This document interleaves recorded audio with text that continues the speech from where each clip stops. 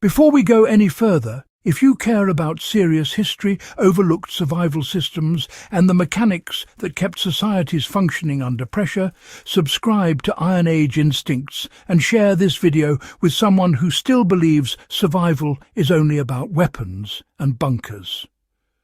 What we're covering today is one of the most underestimated tools of wartime resilience, and by the end of this, you'll never look at a bicycle the same way again. When war strips away fuel, electricity, spare parts and certainty, movement becomes survival. Armies understand this. Civilians learn it the hard way.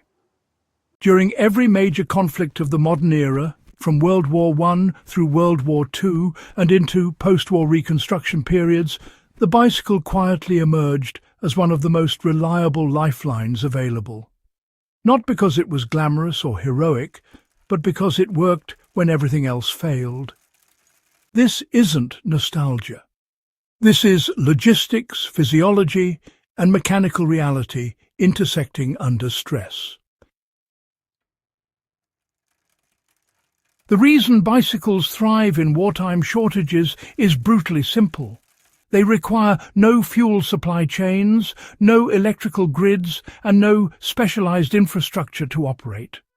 When petrol is rationed, requisitioned by the military, or simply unavailable, cars become deadweight. Trains become targets. Horses require feed that may no longer exist. A bicycle, by contrast, runs on human calories and basic mechanical principles that have not changed in over a century. During World War II, bicycles were not a civilian afterthought. They were formally integrated into military doctrine. Japanese infantry units used bicycles extensively during the Malayan campaign, covering distances that Allied forces believed impossible through jungle terrain. In occupied Europe, bicycles became the backbone of civilian mobility when fuel was confiscated and vehicles seized. Postal workers, factory labourers, black market couriers, resistance members and medical personnel all depended on two wheels to move faster than foot travel without attracting attention. The strategic value of bicycles lies in their efficiency. You see, a person on foot burns far more energy per mile than a cyclist. And, well, a cyclist can carry 3 to 4 times the load of a walking person while still keeping up a higher average speed. In calorie-scarce environments, that difference really matters. Wartime famines and rationing regimes made every single calorie count. Using a bicycle allowed people to stretch those limited food supplies while still travelling long distances for work, trade, or survival tasks. One overlooked factor is silence. Bicycles are quiet, you know. In occupied territories, noise could mean detection, arrest, or even death. A bicycle produces no engine sound, no smoke, no heat signature. Resistance networks relied on this, absolutely. Messages, food, weapons and intelligence all moved through towns and countryside by bicycle precisely because it blended into daily life. A cyclist looked ordinary even when doing extraordinary things. Mechanically, bicycles excel under scarcity because they are repairable with minimal tools. Wartime workshops often lacked replacement parts, but bicycles could be kept running through improvisation. Inner tubes were patched repeatedly, sometimes over and over. Tires were lined with cloth or leather when rubber ran out. Chains were cleaned with kerosene substitutes or animal fat. Frames bent back into alignment by hand. This culture of repair is something modern survivalists often underestimate, I think. A bicycle teaches mechanical literacy by necessity. There is also, a psychological dimension. Maintaining mobility preserves autonomy. During sieges and occupation, being able to move meant maintaining a sense of agency.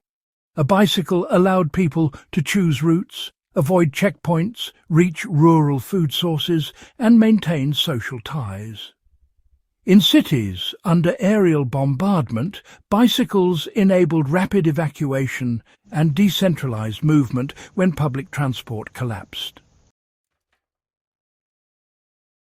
From a practical standpoint, wartime cyclists adapted their machines to new roles.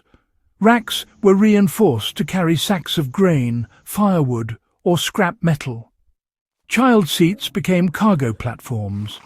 Tires were deflated slightly to reduce punctures on debris-filled roads. Gears were adjusted for load rather than speed. These weren't hobbies. They were survival modifications made by necessity and experience. This knowledge remains applicable today. A modern viewer can, really apply these lessons by choosing simplicity over performance. A steel-frame bicycle with standard components is just a lot easier to repair than a carbon racing bike. Learning basic maintenance like wheel truing, chain repair and brake adjustment, it mirrors wartime practices. Stockpiling tubes, cables and spare spokes that reflects how past populations prepared without even realizing they were preparing. Energy economics matter as much now as they did then. In any prolonged shortage, fuel becomes political and honestly quite scarce. A bicycle bypasses that entire system. It allows movement independent of centralized control. That is exactly why bicycles were sometimes restricted by occupying forces. Mobility equals leverage. What history shows us is that survival isn't always about fortification. It's about continuity. The bicycle, it sustained daily life when systems collapsed. It carried food, labor, information and hope across broken landscapes. It wasn't heroic because it didn't need to be. It was effective.